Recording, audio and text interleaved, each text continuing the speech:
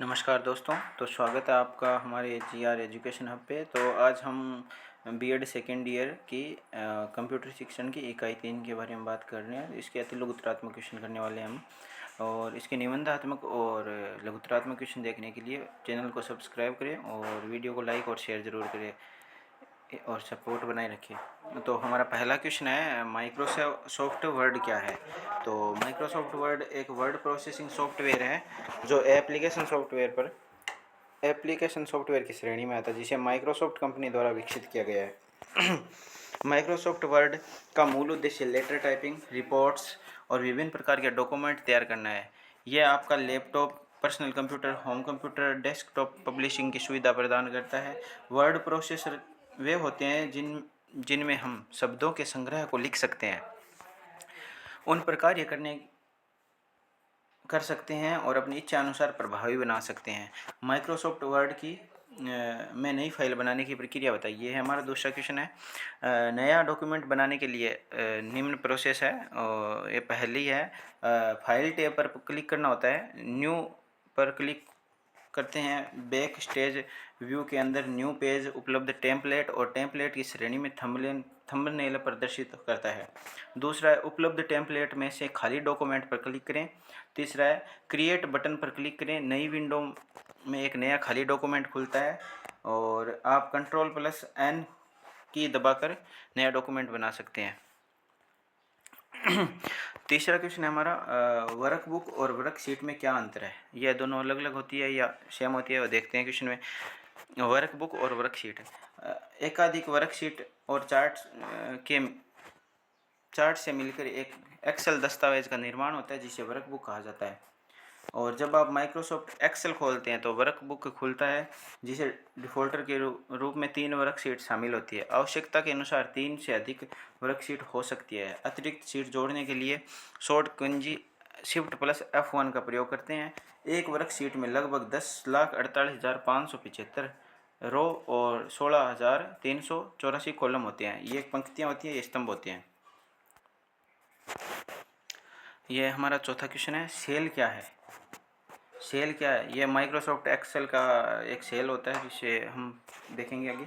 Microsoft Excel की सबसे छोटी इकाई होती है। माइक्रोसॉफ्ट की सबसे छोटी इकाई मूल रूप से पंक्ति और स्तंभ के प्रतिच्छेद बिंदु को सेल कहते हैं। एक्सेल में आपने देखा होगा इस प्रकार से कॉलम बने होते हैं और इस तरह ये पंक्तियाँ होती हैं। तो ये एक होता है ना, ये होता है सेल। ये पंक्ति और ये स्तंभ जहाँ प्रतिच्छेद करते हैं वो सेल कहलाता है, ठीक है। और सेल का चयन करने के लिए सेल पर क्लिक करें। एक सेल को चयन करने के लिए एक सेल पर क्लिक करते हैं। पहली सेल A1 में अपने कर्सर को रखें। फॉर्मूला बार के दाईं ओर नेम बॉक्स में सेल का पता प्रदर्शित होता है। शीट के चारों ओर घूमने पर सेल का पता भी परिवर्तित होता है। आप आसानी से टैब दबाने या तीर की का प्रयोग करके एक सेल से दूसरे सेल में जा सकते हैं। माइक्रोसॉफ्ट एक्सेल में सेल में निम्न वस्तुओं को शामिल किया जा सकता है। एक नंबर जिसमें comma, dot, exclamatory sign, and और ये स्टार आदि, ठीक है। और दूसरा शाब्दिक सामग्री, अक्षर लिख सकते हैं, संख्या लिख सकते हैं, उसमें प्रतीक लिख सकते हैं, फॉर्मूला लिख सकते हैं, उसमें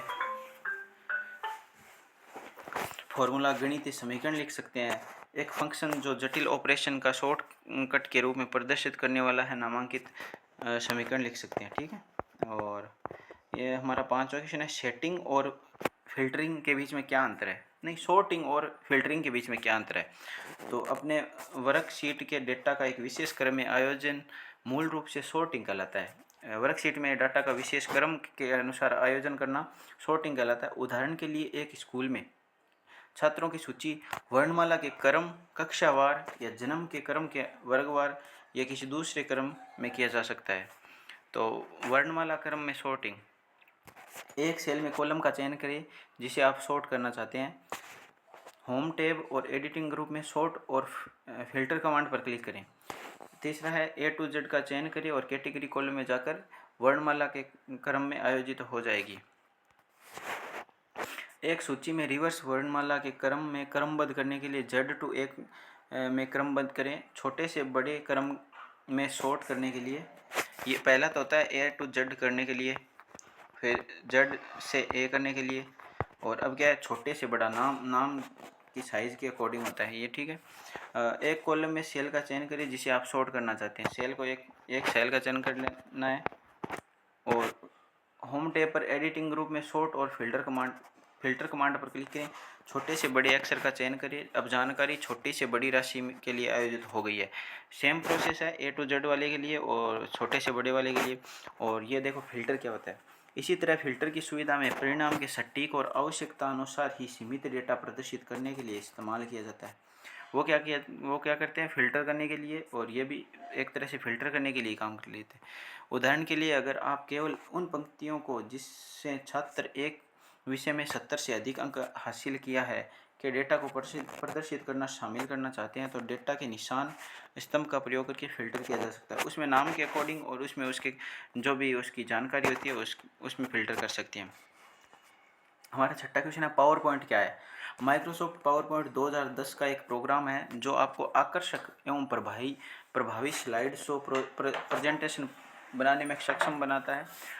पावर पॉइंट एप्लीकेशन ने ग्राफिक्स और फॉर्मेटिंग क्षमताओं का विस्तार किया है, जिसके माध्यम से प्रेजेंटेशन का चित्र, वीडियो, एनिमेशन, टेक्स्ट, चार्ट इत्यादि को समाहित करके आकर्षक स्लाइड शो बनाना आसान हो जाता है।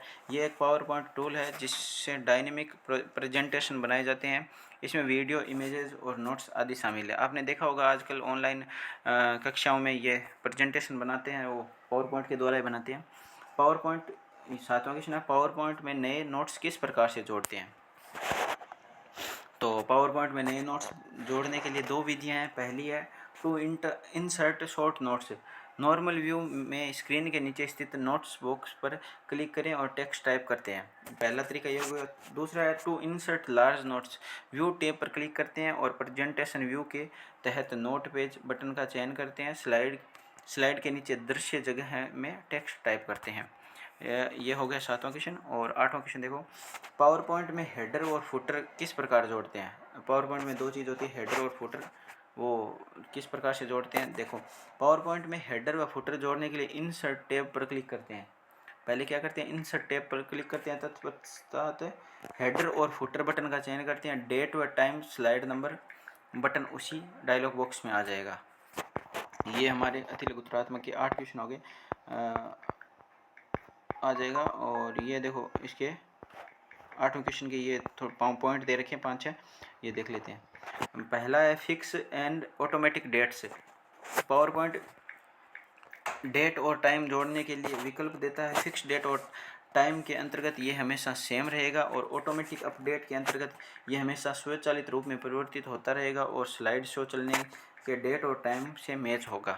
पहला तो ये हो गया। दूसरा स्लाइड नंबर, इसमें स्लाइड का नंबर दिखाने के लिए चेक बॉक्स पर क्लिक किया जाता है। और तीसरा होता है फुटर। इस चेक बॉक्स पर क्लिक कर स्लाइड के नीचे टेक्स्ट जोड़ते हैं। और अप्लाई टू ऑल, हमारे द्वारा चयनित एलिमेंट को स्लाइड में इंसर्ट करने के लिए अप्लाई बटन का चयन करते हैं, परंतु यह केवल वर्तमान स्लाइड पर लागू होता है। सभी स्लाइड पर लागू करने के लिए अप्लाई टू ऑल पर क्लिक करते हैं। पांचवा हो गया प्रीव्यू। स्लाइड का इन्फॉर्मेशन कहाँ दृश्य होगा, प्रीव्यू बॉक्स दर्शाता है। आपने जो मान लो 5-6 स्लाइड बना लिए, तो उसको एक साथ देखने के लिए प्रीव्यू पर क्लिक करते हैं। फिर हो गया नोट्स एंड हैंड आउट।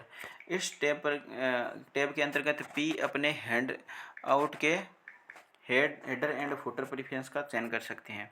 तो ये हमारे हो गए अति लघुत्रात्मक यूनिट 3 के क्वेश्चन सारे। और लघुत्रात्मक और निबंधात्मक देखने के लिए चैनल को सब्सक्राइब करें, वीडियो को लाइक करें और ज़्यादा से ज़्यादा शेयर करें। धन्यवाद।